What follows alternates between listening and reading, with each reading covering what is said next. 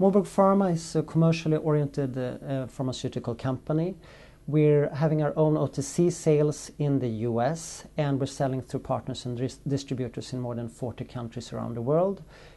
Some of our partners, 3 of our partners among the top 50 pharma companies around the world. In addition to our commercial operations that is growing very rapidly, we also have development assets that we're developing. So we have 2 phase 2 assets, and one of them will deliver phase 2 data during the fall. We're growing through organic growth, M&A, and also internal product development.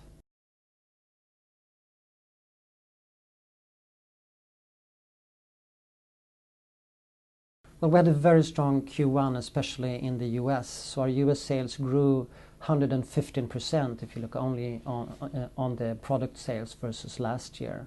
So we had the growth was spearheaded with Kersol Nail, our lead product in the US.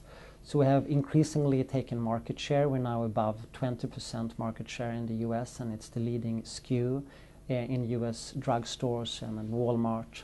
And we're also entering now the food segment there. In addition to that, we had a second product, Kersol Neuro Cream, that we launched during the fall. And so far the launch has been very successful. We have distribution in the 4 major retailers at Walmart, Walgreens, CVS, and Rite Aid. And we gained additional Walgreens stores during this first quarter and got pipeline orders for those stores, which also added to the growth. We acquired 3 brands from Bayer Healthcare in late December, and that also added obviously to the growth during the first quarter.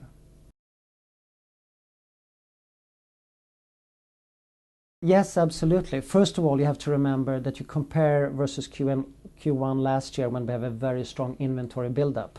The sales in the market we see is increasing, and that will also help us and increase our distributor sales over time.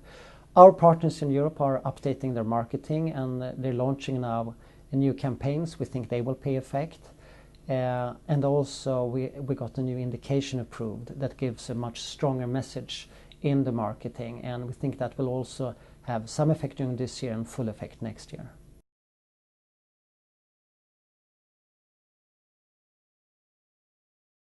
Well, I think the latest quarter was a little bit on the high side. We had an excellent quarter in the US, and it was very much driven by Kersol Nail, and we have an extraordinary good gross margin on our direct sales on Kersol Nail in the US. So it may have been a little bit on the high side if you look in the longer perspective.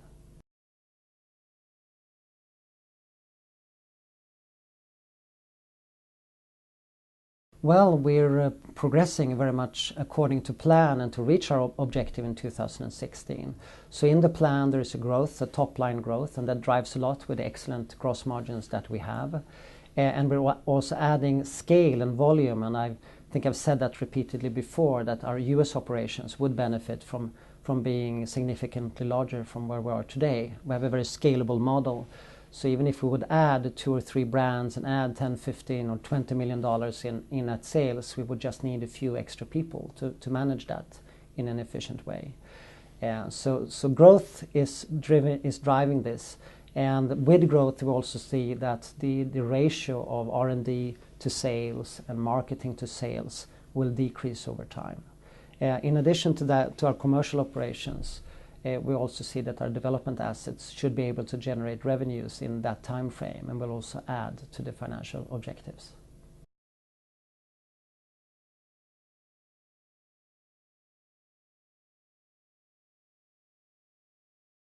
Well, our current cash is sufficient for financing our existing operations.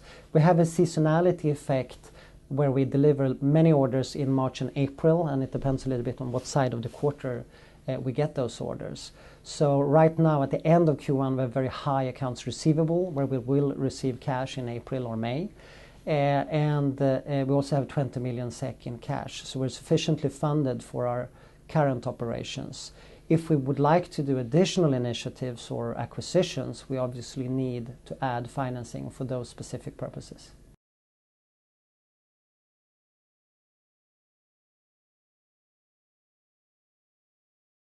We see very large potential in Asia. Menarini has a very strong organization there. They acquired Invida a few years ago with 3,500 people on the field. This will be a highly prioritized product for China and for 8 large markets in Southeast Asia. So there's a huge market there. We have a very strong partner, and we see possibilities for very large volumes over time. And we started out really well. We just got, earlier than we anticipated, the first orders for the first market in Southeast Asia. And we're also submitting our registration to Chinese FDA a little bit ahead of plan.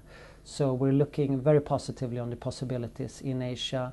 We think it may have some effect on our financials for the end of this year, but we expect that to be very important for us during next year.